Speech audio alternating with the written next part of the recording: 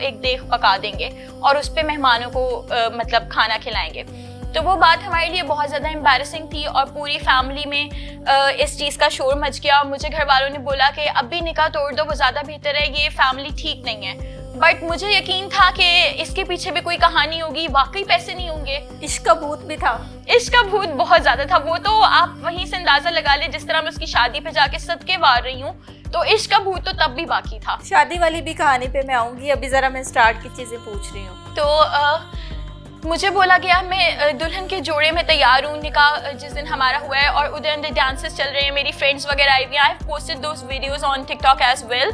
तो डांस वगैरह हो रहे हैं और मुझे मेरी फैमिली समझा रही है कि आउट ऑफ नोवेयर एकदम कि शादी की वलीमे के पैसे नहीं है और लोग ठीक नहीं लग रहे, क्योंकि ये गैरतमंद लोगों का काम नहीं है कि वलीमे निकाह करके आपको बता रहे हैं कि कल पैसे नहीं है। My mother was heart patient, तो वो ये खबर सुन के कि बेटी की तलाक होएगी या पता नहीं रुखसती होएगी या नहीं, मेरी मम्मा तो निकाह मेरी मेहंदी वाले दिन हॉस्पिटलाइज्ड हो गई थी।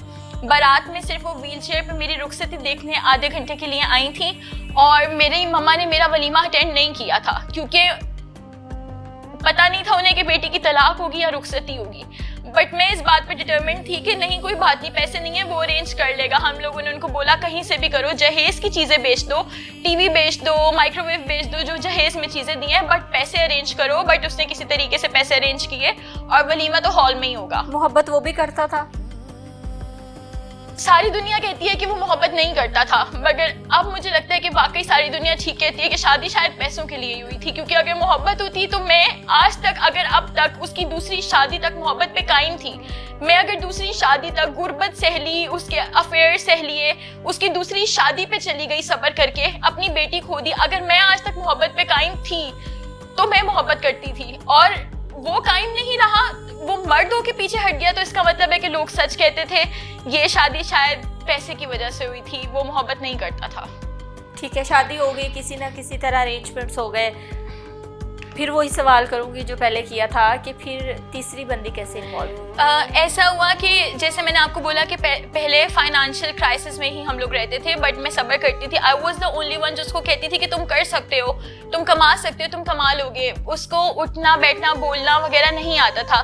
जाहिर है एक लड़के का जो गाँव का बैकग्राउंड होता है, वो शहर की लड़की जो एक अच्छी रिनाउन यूनिवर्सिटी में, रिनाउन स्कूल्स में टीचिंग कर रही है, जिसका अपना एजुकेशन बैकग्राउंड भी अच्छा है और रहती भी लाहौर के अच्छे पॉश एरिया में है, तो मैंने उसको उठना बैठना पढ़ना लिखना सब कुछ सिखाया था। और अल्लाह ताला ने उसका ऐसा हाथ पकड़ा था कि उसके रिज़्क़ में भी बरकत होने लग गई थी। जो डील्स, वो प्रॉपर्टी डीलर था और जो कभी 50,000 की भी डील नहीं हुई थी, तो शादी के 2-3 मंथ के बाद इतनी बड़ी बड़ी डील्स होने लग गई, 10-10 लाख की, 5-5 लाख की। और तब जब मैंने बोला कि मैं तब भी बहुत ज़्यादा उसको अप्रिशिएट करती थी, बट तब मुझे सुनने को मिलता था कि ये इसमें तुम्हारा कोई हाथ नहीं है, ये मेरी अपनी मेहनत है। और मुझे इस बात का जवाब तब मेरे जहन में था, पर क्योंकि मैं बीवी थी और मुझे डर था तलाक का, क्योंकि हर वक्त उसकी ज़बान की नोक पे तलाक रहने लगी थी, तो मैं कुछ बोल नहीं पाती थी। तो आज मैं पूछती हूँ कि जब वो 20 साल से प्रॉपर्टी का काम कर रहा था अपनी टीन एज से, तो तब कभी उसने अपनी एक बाइक भी नहीं बनाई। और शादी होने के बाद, निकाह होने के बाद विद इन 3 मंथ्स आपकी डील्स हो रही हैं 8-8 लाख की, 10-10 लाख की, और आप कह रहे हो कि इस औरत का मेरे नसीब के साथ कोई वास्ता नहीं है, ये मेरी अपनी मेहनत है। अगर आपकी मेहनत से ही सब कुछ होना था तो 20 साल से आपने आज तक एक बाइक नहीं बनाई थी, तो क्या इसमें मेरा नसीब, मेरी दुआएं, मेरी जो प्योरिटी थी जो मैं अल्लाह से आपके लिए मांगती थी, वो कहीं शामिल नहीं था आपकी तरक्की में? और तीसरी औरत का इस तरह हुआ कि जब जिंदगी में पैसा आना शुरू हो गया और तब उसको लगा कि शायद ये औरत मेरे लिए काफ़ी नहीं है और इस पैसे को मैं करूं क्या। हालांकि मर्द को चाहिए कि जब उसके पास पैसा आए तो अपनी बीवी पे, अपने घर वालों पे लगाए, क्योंकि ये सबसे बड़ा सदका है। बट कुछ मर्द ऐसे होते हैं कि वो सोचते हैं कि पैसा आ गया तो मैं बाहर अय्याशी करूंगा, क्योंकि वो कभी जिंदगी में इतना खुला पैसा देखा नहीं होता, तो लोगों से संभाला नहीं जाता। और इसलिए फिर बाहर वाली औरत का क्या होता है, वो तो पैसे दे के आ जाती है। कहाँ से आई, कैसे इनकी बातचीत शुरू हुई? इन लोगों का आपस में मिलना जुलना हो गया। शुरू में मुझे मेरा हस्बैंड कहता रहा कि वो तो गंद है और मैं सिर्फ डिस्ट्रैक्शन के लिए उससे मिल रहा हूँ, और मैंने भी इस चीज़ को कैजुअली इस तरह लिया कि मैं ज़्यादा कुछ कर सकती नहीं थी और हर साल अफेयर चलते थे, तो मैं कहती थी ये भी ख़त्म हो जाएगा। बट इस दफ़ा ऐसा हुआ कि वो मिलना जुलना इतना ज़्यादा बढ़ गया और उसने मुझे घर से निकाल दिया और उसने बोला कि मैंने तो अब उस औरत के साथ ही रहना है, और मुझे बहाने से अपने घर से निकाल दिया कि नहीं तुम्हें अलग घर में रखूँगा और तुम वहाँ रहो, माँ के साथ तुम्हारी नहीं बन रही। और पीछे उस लड़की के साथ इसने शादी प्लान कर ली मुझसे छुप के। अच्छा, तो उस टाइम में आप कहाँ पे थी? उस टाइम में मैं अपने पेरेंट्स के घर थी, कुछ मंथ में अपने पेरेंट्स के घर। इसने क्या कहा था? मेरी बेटी फौत हो चुकी थी और मेरी बेटी के पोस्टमार्टम पीरियड के अंदर। शादी से पहले की बात कर रही हो आप? इसकी शादी से पहले आपकी बेटी की डेथ हुई? हाँ जी, जब मेरी बेटी की डेथ हुई तो मैं उसमें संभल नहीं पाई थी। अभी मेरी बेटी की डेथ को 1.5 मंथ हुआ था तो मुझे इनका अफेयर पता चल चुका था। अच्छा, स्टार्ट में ही आपको पता? हाँ जी, मुझे पता चल गया था, बट मैं इतनी ट्रॉमेटाइज थी अपनी बेटी की डेथ की वजह से कि मुझसे यहाँ पर फिर सास चाहती थी कि मजीद मेरी औलाद भी नहीं होनी चाहिए, तो यहाँ रहना बहुत मुश्किल हो गया था। ऊपर से इसके अफेयर का पता चल गया था, वो पोस्टमार्टम पीरियड था, उस वक्त में औरत को अपने शौहर का साथ चाहिए होता है, बट क्योंकि बेटी थी उनको इस चीज़ पे भी एतराज़ था, तो मेरा साथ देने वाला तब कोई नहीं था। और ये बजाय कि मेरे दुख में मुझे संभालता, इसका बाहर अफेयर चल पड़ा था। और इस दौरान फिर इसने मुझे कहा कि तुम माँ के साथ नहीं रह सकती, मैं तुम्हें अलग घर में रखूंगा, और मुझे वहाँ से चुपचाप शिफ्ट करके अलग घर में क्या हुआ था? बेटी की डेथ कैसे हुई? बेटी की डेथ ऐसे हुई थी कि 6 मंथ तक वैसे भी मेरी सास की बनती रही थी और मैं अपने पोर्शन में रहती थी, मेरा उनसे बातचीत वगैरह नहीं थी। बट ये कि 6 मंथ में जब पता चला बेटी है तो मेरे हस्बैंड ने भी अटेंशन देना बंद कर दी थी। लिटरली मुझसे एक सवाल भी नहीं कोई पूछता था कि तुम्हारा कौन सा मंथ है, कौन सा टाइम चल रहा है। बहरहाल जिस दिन मुझे लेबर पेन हुई, क्योंकि मेरा तब मेरे किसी से इतना कांटेक्ट नहीं था, मम्मा की फौतगी हो चुकी थी, बाबा भाई साहब ऐसी बातें कर नहीं सकते।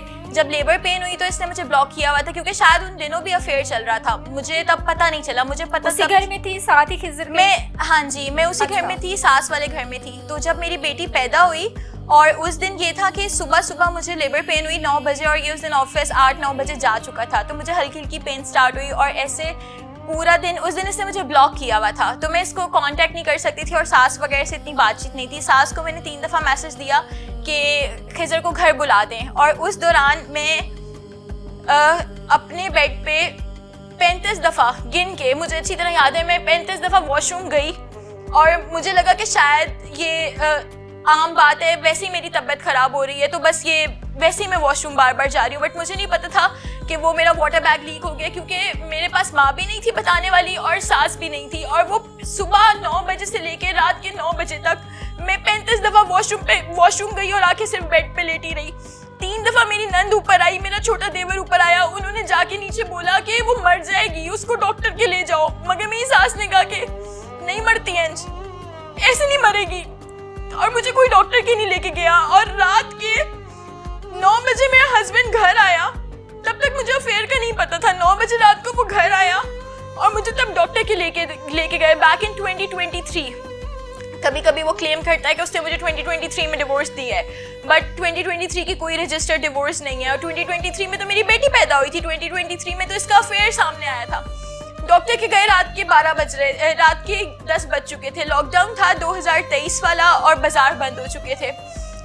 मेरी बेटी को पहनाने के लिए तब कपड़े भी नहीं थे, और तब मैंने अपनी दोस्त को फ़ोन किया और उसको मैंने बोला वो अपने भाई के बच्चों के कपड़े मेरे लिए लेकर आई। वो सूट मेरी बेटी को पहनाया, और बेटी की डेथ ऐसे हुई कि जब ऑपरेशन हुआ तो जाहिर है वो सुबह का वाटर बैग लीक हो चुका था, और मेरा ऑपरेशन जब हुआ उसके बाद 2 दिन बेटी जिंदा रही और वो सारा पानी उसके लंग्स में चला गया था, क्योंकि टाइम ऊपर हो चुका था, और फिर वो बेटी फौत हो गई। और मुझे सारा दिन, और जिस दिन मेरी बेटी फौत हुई तो सबने फिर बहुत रो के इतना ड्रामा किया मेरे सामने कि हाँ हम तो चाहते थे बेटी पैदा होती तो हम गुब्बारे लगाते, बेटी पैदा होती तो हम सेलिब्रेशन करते। हालांकि बेटी का तो तुमने एक जोड़ा नहीं खरीदा, बेटी के लिए तो तुम मुझे डॉक्टर के नहीं सारा दिन लेकर गए।